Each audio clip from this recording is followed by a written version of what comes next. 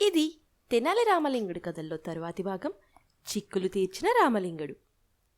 రాయలవారికి పితృసమానులు మహామంత్రి అయిన అప్పాజీవారికి ఒక దురలవాటు ఉంది. వారు లేఖలు రాసేటప్పుడు, సామంతులకు ఇతరులకు వర్తమానాలు సందేశాలు వ్రాసేటప్పుడు మధ్య మధ్యలో అక్కడ రాయడం మర్చిపోయిన విషయం కోసం హంసపాదు అనే గుర్తుపెట్టి ఆ విషయాలను వేరొక చోట రాస్తుండేవారు. వారి లేఖల్లో ఈ హంసపాదులు ఎక్కువగా ఉండేవి. ఆ తదుపరి అప్పాజీవారి రాతపత్రులను తిరగరాసే లేఖకులు ఈ హంసపాదుల వద్ద చేర్చవలసిన విషయాలను చేర్చడంలో ఎంతో ఇబ్బంది పడుతూ ఉండేవారు. ఓసారి లేఖకులంతా రామకృష్ణుడికి తమ బాధలు మొరపెట్టుకుని, అప్పాజీవారితో మీరెంతో చనువుగా ఉంటారు, వారికి మా కష్టాలు వినవించి మమ్మల్ని ఒడ్డున పడేయండి ప్రభు అని వేడుకున్నారు. సరే అన్నాడు రామకృష్ణుడు. మర్నాడు రామకృష్ణుడు నున్నగా గుండు గీయించుకుని గెడ్డంలో పిలకలాగా 2 వెంట్రుకలు మాత్రమే ఉంచుకుని సభకి వచ్చాడు. అతని వేషం చూసి రాయలవారు నవ్వుతూ, ఇదేంటయ్యా, పిలక లేకుండా గుండు గీయించుకున్నావు, గెడ్డం నున్నగా గీయించుకుని పిలకలాగా గెడ్డంలో వెంట్రుకలుంచుకున్నావు, ఏంటి విషయం అని అడిగారు. రామకృష్ణుడు ఓరకంట అప్పాజీవారి వైపు చూస్తూ, ఏం చెప్పను ప్రభు, మా క్షురకుడు నాకు గుండు గీస్తూ పొరపాటున పిలక కత్తిరించేశాడు. ఇలా చేశావేంటయ్యా అని అడిగితే, మరేం పర్లేదులేండి, పిలక ఉండాల్సిన చోట అప్పాజీవారి హంసపాదులాగా 2 వెంట్రుకలుంచా, గెడ్డంలో పిలక పెట్టాలేండి అన్నాడు. గుండు మీద హంసపాదు బట్టి తమ పిలక స్థానాన్ని అందరూ గుర్తిస్తారులేండి అన్నాడు ప్రభు.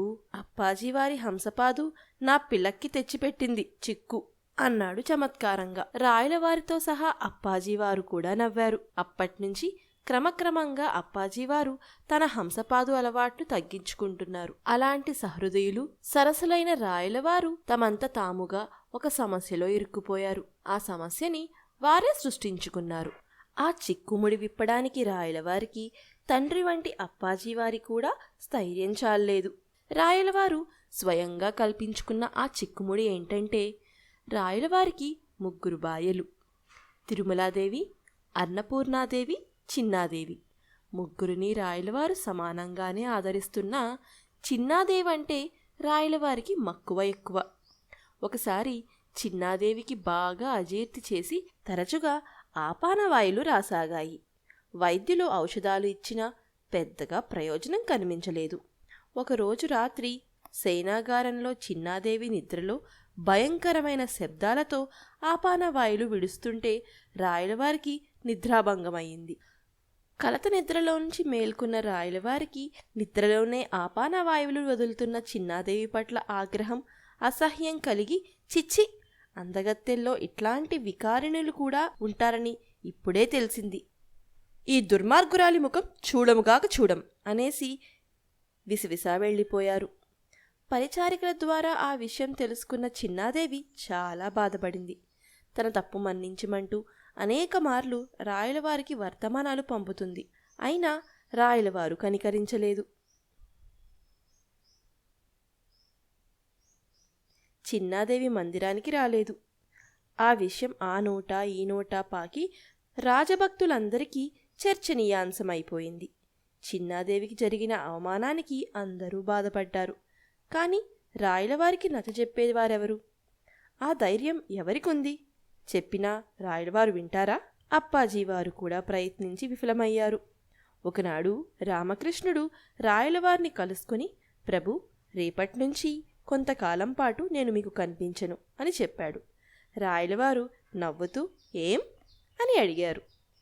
రామకృష్ణుడు కూడా నవ్వి, ఎందుకో మళ్ళీ మిమ్మల్ని దర్శించుకున్నప్పుడు చెప్తా అని వెళ్ళిపోయాడు. ఇది మొదలు రామకృష్ణుడు నగరంలో ఎవరికీ కనిపించలేదు. ఏమయ్యాడో, ఎక్కడికి వెళ్ళాడో అతని భార్యాబిడ్డలకు కూడా చెప్పలేదని కన్నీళ్లు పెట్టుకున్నారు వారు. 1-2 రోజులు బాగానే ఉన్నా నిత్యం ఆహ్లాదాన్ని పంచే రామకృష్ణుడు లేని లోటు రాయలవారికి బాగా తెలిసొచ్చి వారు లోపలే బాధపడసాగారు.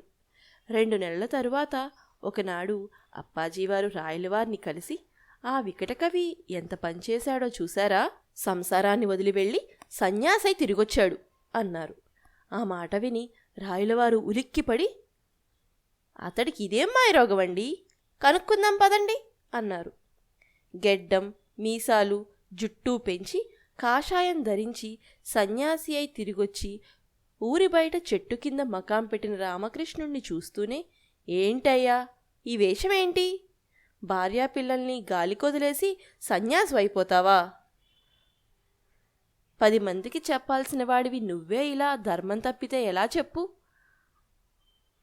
అన్నారు మందలిస్తున్నట్లుగా రాయలవారు. రామకృష్ణుడు నిట్టూర్పు విడిచి, భార్య రూపవతి సుత్రు అని ఊరికే అన్నారా మహారాజా?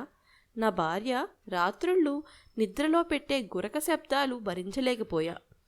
ఎంతో అందంగా కనిపించే దాని ముఖం గురక పెట్టేటప్పుడు మాత్రం ఘోరంగా కనిపించేది. గురక మానుకోమని పదే పదే చెప్పా, వినలేదు. నిద్దట్లో గురక రాదా?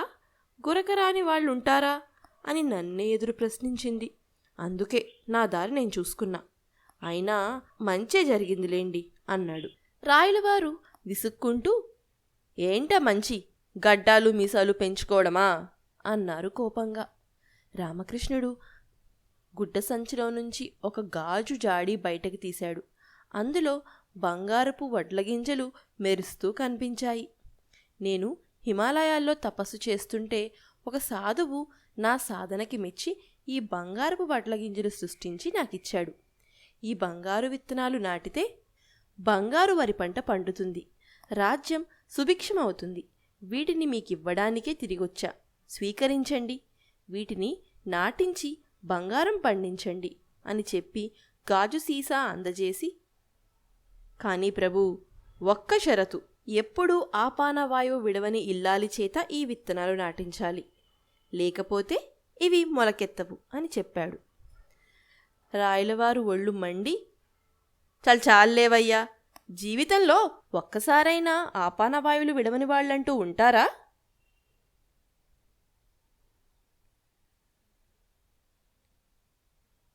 ఒక్కరోజైనా గురక పెట్టని వాళ్ళు ఎక్కడైనా ఉంటారా?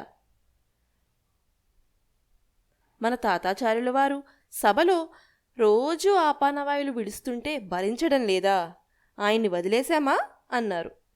రామకృష్ణుడు తల పంకించి, అదే మరి, ఆచార్యుల వారినే భరించగలిగిన తమరు తమకెంతో ఇష్టమైన చిన్నాదేవిని విడిచిపెట్టడం ఏం న్యాయం ప్రభూ? తమకొక ధర్మం, నాకొక ధర్మమా? తమరు రాణిగారిని స్వీకరిస్తే నేను ఈ గెడ్డం మీసాలు తీసేసి నా అర్ధాంగితో కాపురం చేస్తా అన్నాడు పెట్టుడి గెడ్డం మీసాలు తీసేస్తూ. రాయలవారు విస్తుపోయి, ఆర్ని, మా కళ్ళు తెరిపించడానికి ఇదంతా నువ్వు వాడిన నాటకమా అని నవ్వి అతన్ని ప్రశంసించి చిన్నాదేవిని మళ్లీ స్వీకరించారు రాయలవారు.